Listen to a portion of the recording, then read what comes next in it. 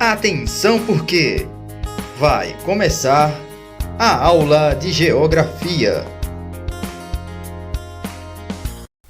Olá, turma. Aqui é o professor Bruno Viana.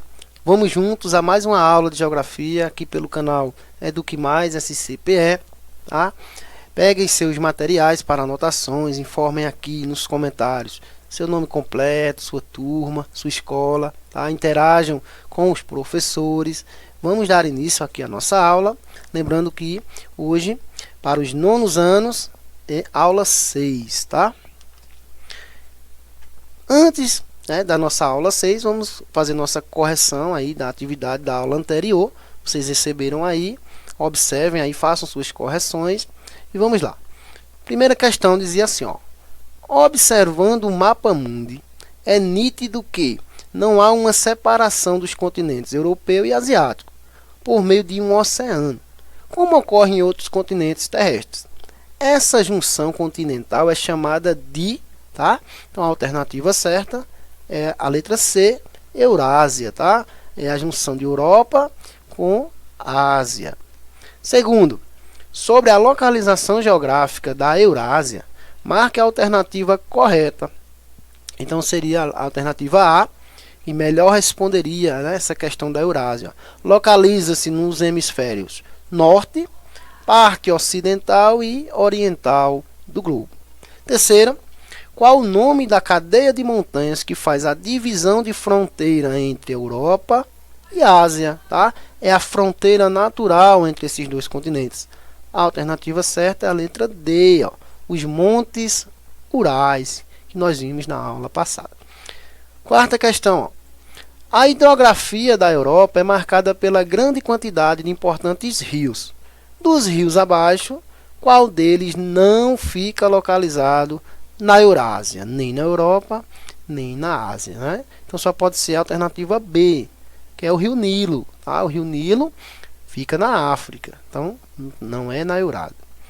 E a quinta questão: países transcontinentais são os países que ficam em mais de um continente terrestre. Cite dois países da Eurásia que são transcontinentais, estão em um continente e em outro ao mesmo tempo. Então, os mais famosos são a Rússia e a Turquia, ok? Confiram aí, feita a nossa correção. Vamos lá para o conteúdo da aula 6. Potências europeias, integração mundial, econômica, política, cultural, social e tecnológica.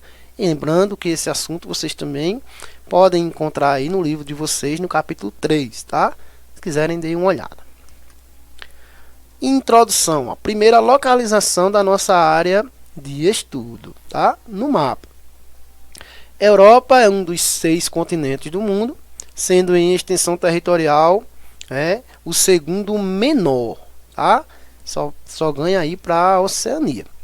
A Europa é também conhecida como o Velho Mundo, tá? E considerada o berço da cultura ocidental. Então a estrutura, a história do mundo, né, as civilizações de vários impérios vão surgir ali na Europa. Por isso esse nome Velho Mundo, ok? Aí nós temos a localização da Europa no mapa mundi, né? Essa parte em vermelho. Espaço econômico europeu. Vamos agora para a economia, né, na sua origem. Foi na Europa que se iniciou o processo industrial, com o uso de máquinas e a concentração de trabalhadores em fábricas. Com o advento da primeira Revolução Industrial, lá no século XVIII, na Inglaterra. A Europa foi o continente pioneiro na modernização industrial. Então, não tem como se falar de economia europeia se não colocarmos aí a grande Revolução Industrial do século XVIII. Revolucionou não só a Europa, mas o mundo, tá? É a parte onde o homem deixa de ser agrícola, né, de atividades agrárias, e passa agora a viver nas cidades através da indústria. É uma evolução econômica fundamental, tá? Ela vai dividir, né, paradigmas. A indústria vai revolucionar. Então nós temos aí, ó, essa imagem, né, lá na primeira Revolução Industrial, né, ilustrando aí, ó, as primeiras fábricas, né, as fumaças saindo aí das fábricas, a produção industrial começa a se incentivar ali, ó, né, e fica lá a questão da produção vai aumentar, isso vai atrair pessoas, vai atrair também a questão de dinheiro, né, de capital investido. Olha aí a circulação de pessoas, mais pessoas vão procurar, essas mercadorias vão evoluir, vão expandir, tá? Vão sair daquele lugar e vão adentrar para outros países. A indústria agora é o centro das atenções, tá? Tudo agora vai ser voltado pela indústria, essa atividade industrial. Evolução do trabalho e modernização nas técnicas, tá? Vai existir aí agora uma evolução do trabalho. A técnica vai mudar. Esse intenso desenvolvimento, motivado pela indústria, alterou profundamente o espaço europeu. A tecnologia e a modernização das atividades produtivas dinamizaram a economia do continente e impulsionaram o surgimento das principais potências econômicas do mundo. As grandes potências europeias vão surgir, né, desse desenvolvimento da indústria. Nós temos aí, ó, imagens desse processo de transição, ó, na grande revolução industrial. Aí nós temos aí, ó, o artesanato, né, as primeiras formas de trabalho, onde o artesão produzia sua peça do começo ao fim, ó, né, do início ali do produto, e ele mesmo finalizava. Então é uma questão totalmente artesanal. Isso demorava muito e a produção era pouca. A partir daí, ó, vai surgir agora as manufaturas e as indústrias. Então os grupos de artesãos vão se reunir e essa produção vai aumentar. Sem contar agora nas máquinas, né, na tecnologia que vai ser investida. O homem que fazia tudo manual agora vai dar lugar à máquina. Então nós temos aí, ó, os primeiros galpões industriais.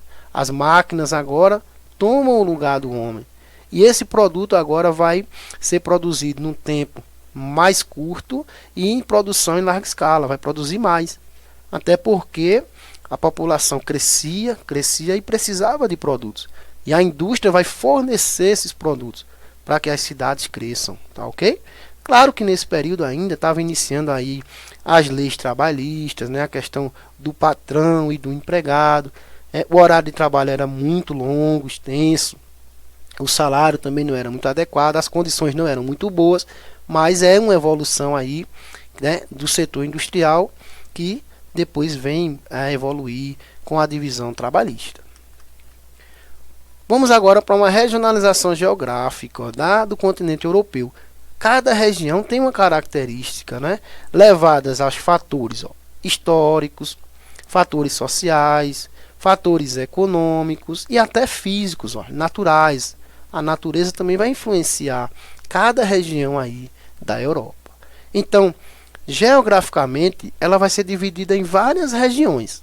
Por exemplo, aí, ó, em amarelo, nós vamos ter a chamada Europa do Sul, ou Europa Mediterrânea, porque é banhada ali pelo mar Mediterrâneo.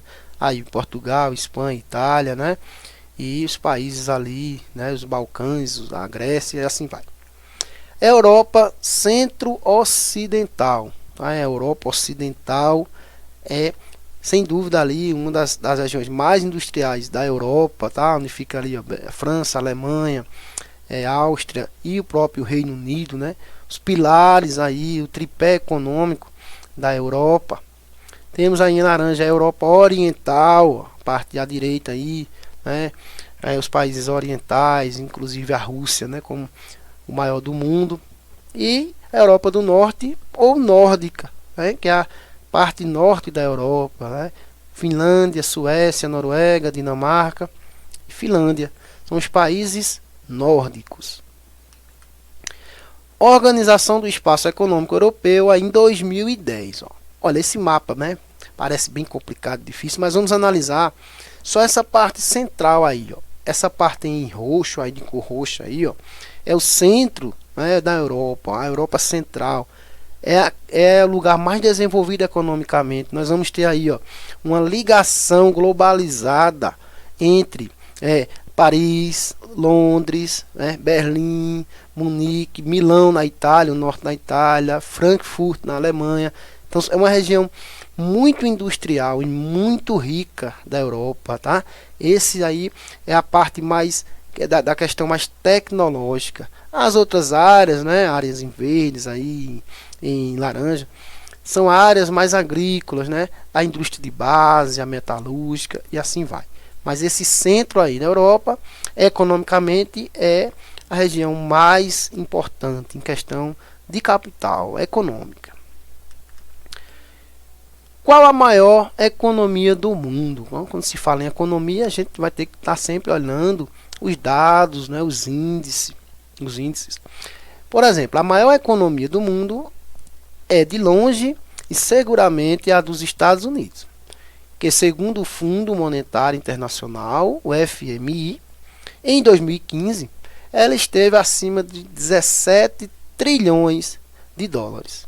Então, é um primeiro lugar aí que está aí, ó, à frente há muito tempo. É um país realmente extremamente rico, tá?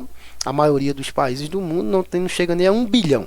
Os Estados Unidos está aí em 17 trilhões de dólares. Agora, voltando aí para a Europa, quais as maiores economias da Europa, do continente europeu? Há uma enorme concentração de riqueza nos vários países do continente. Com destaque, né, vamos aí o ranking das 5 maiores economias da Europa em 2018. Então, nós temos aí, ó, a bandeira de cada país e a posição deles na economia da Europa. Em primeiro lugar, a Alemanha, como o país mais rico na Europa. Em segundo lugar, o Reino Unido, tá? Que é composto ali por 4 países. Em terceiro lugar, a França. Em quarto lugar, a Itália, a bandeirinha da Itália. Em quinto lugar, a Rússia, tá? Então essas são as 5 grandes potências da Europa, responsável por a grande economia e a influência global que a Europa tem no mundo, tá? Características econômicas da Alemanha. Então vamos agora para a Alemanha, né, o país mais rico lá da Europa. Vamos ver algumas características dele. A importância desse país, né, que ele sempre consegue se industrializar, se erguer, mesmo após as grandes guerras em que ele ficou muito destruída, a Alemanha consegue se reerguer como uma grande economia. Por exemplo, a economia da Alemanha é a economia mais importante da Europa e é a 4ª potência econômica mundial, depois dos Estados Unidos, China e Japão, tá? É a 4ª do mundo. As indústrias metalúrgicas, químicas e tecnológicas destacam-se na economia, enquanto na agricultura a média propriedade familiar é altamente mecanizada, predomina. Então até a agricultura lá usa-se da mecanização, da tecnologia, da agricultura intensiva. Até isso eles usam um processo bem avançado, tá? Qual o maior centro financeiro da Alemanha? Então quando a gente fala em Alemanha, centros financeiros do mundo, né, sempre vem na nossa cabeça as grandes capitais. É a capital do país tal, é a capital do lugar. Não, nem sempre é assim, tá? No caso da Alemanha, a sua capital é Berlim. Mas Berlim não é o maior centro econômico da Alemanha, embora seja a capital. O maior centro financeiro da Alemanha é a cidade de Frankfurt, que é o principal centro financeiro da Alemanha e da União Europeia, onde estão localizados o Banco Central Europeu e a Bolsa de Valores de Frankfurt. Então, é sem dúvida a cidade ali que vai elevar os índices econômicos, não só da Alemanha, mas da Europa.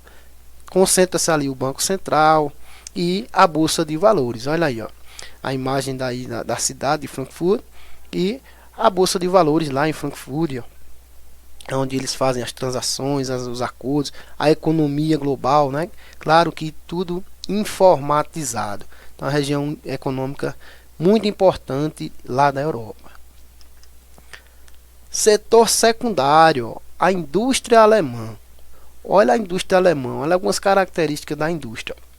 Em 2019, a Alemanha era a 4ª maior produtora de veículos do mundo, ficando atrás de China, primeiro lugar, Estados Unidos em segundo e Japão em terceiro.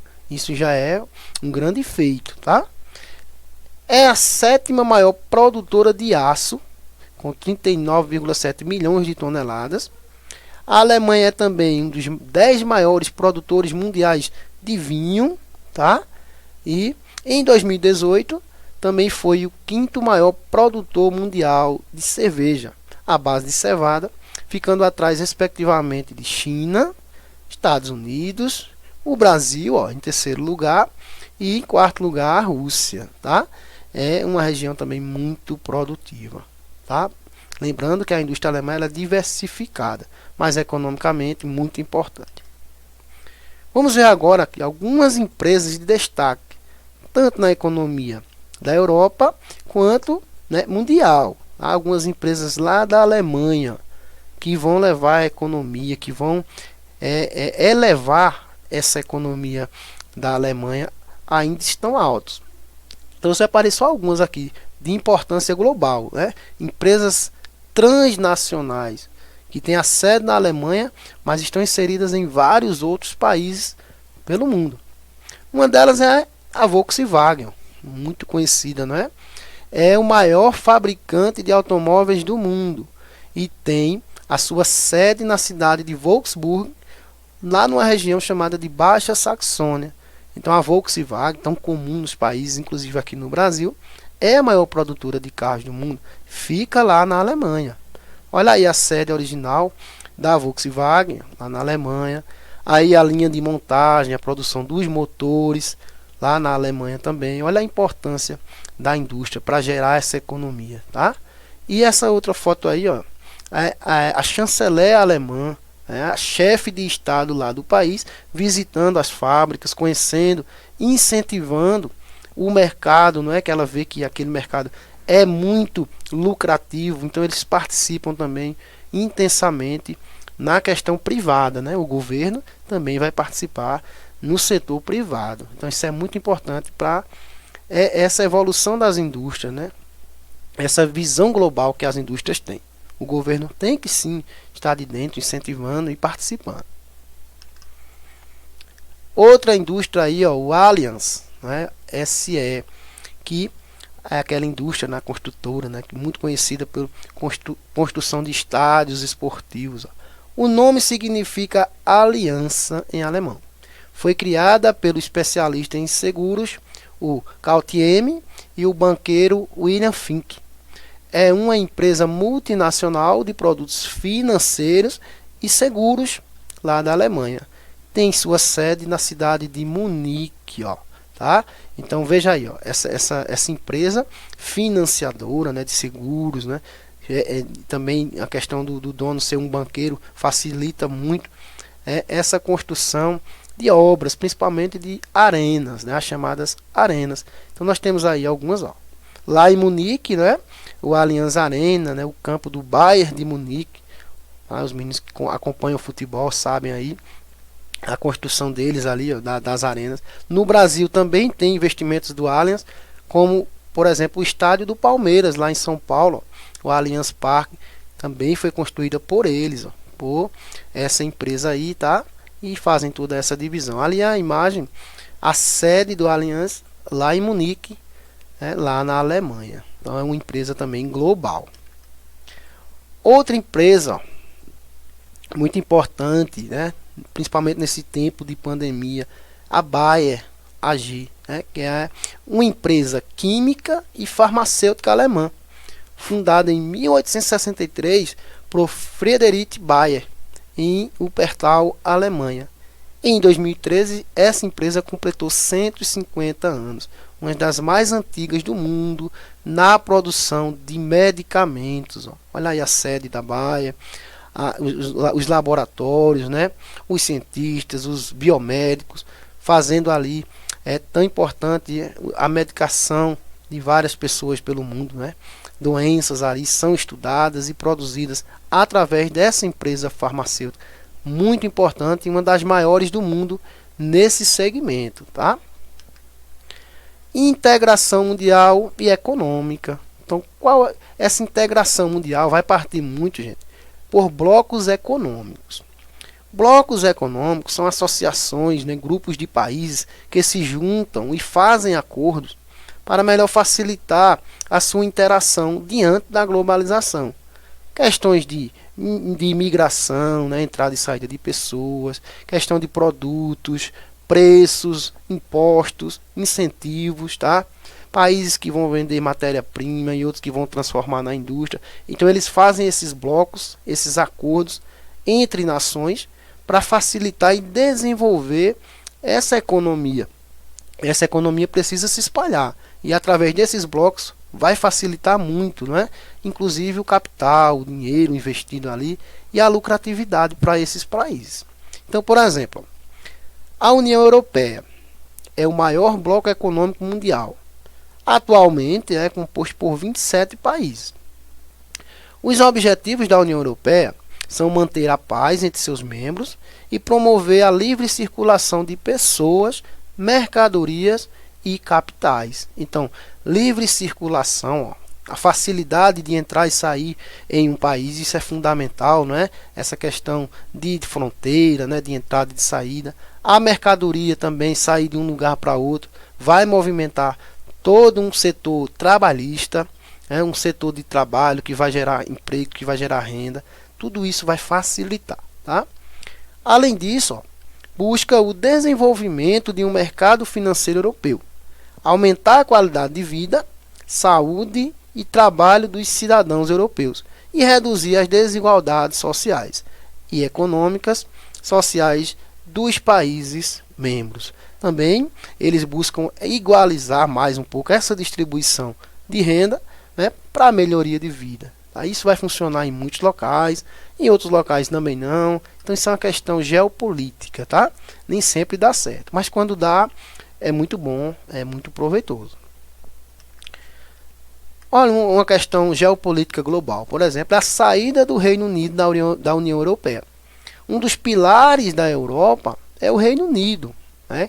Composto aí por Inglaterra, País de Gales, Escócia e Irlanda do Norte. Essa junção aí forma o Reino Unido.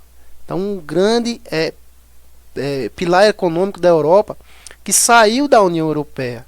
Então, eles saem desse acordo e vão caminhar sozinhos aí, né?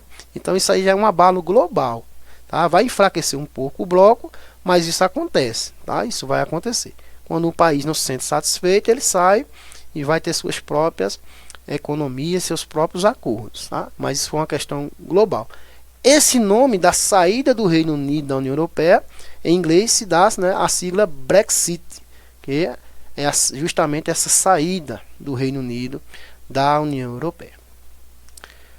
Integração econômica, por exemplo, uma moeda única é um segmento utilizado no bloco econômico, nesse caso, na União Europeia. Por exemplo, o euro é o símbolo mais concreto da integração europeia. Cerca de 341 milhões de pessoas usam-nos todos os dias, o que o torna a segunda moeda mais utilizada em todo o mundo. Atualmente, o euro, olha o símbolozinho do euro aí, o E cortado, é a moeda oficial de 19 dos 27 países da União Europeia, que juntos consistem a chamada zona do euro. Tá? Quais as vantagens dessa moeda única? Quais as vantagens para esses países? Por exemplo, a estabilidade dos preços, né? A igualdade nos preços de um país para outro, não vai ter tanta diferença. Maior facilidade e segurança para as empresas quando efetuam compras e vendas. Por exemplo, a empresa de um país lá compra a outra, vai pagar no euro, né? E a outro país também utiliza o euro. Então vai facilitar muito, né, essa questão de valores. Maior estabilidade e crescimento econômico. Com essa igualdade de moeda, consequentemente, vai haver um crescimento econômico aí bastante significativo. No mapa, nós temos aí a zona do euro, Eurozone.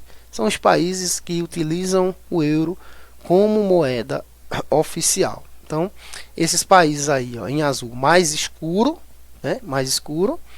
são os países que utilizam o euro. Com destaque aí, Portugal, aí no centro a França, Vizinho à França temos a Alemanha, e lá na região nórdica a Finlândia, tá? Esses países aí utilizam o euro, tá? Em diferentes regiões da Europa, mas utilizam a mesma moeda. Isso facilita muito a circulação de capital. Aí as referências da nossa aula no direito de imagem. Obrigado pela atenção, foi um prazer, mais uma aula. Espero ter contribuído e até a próxima.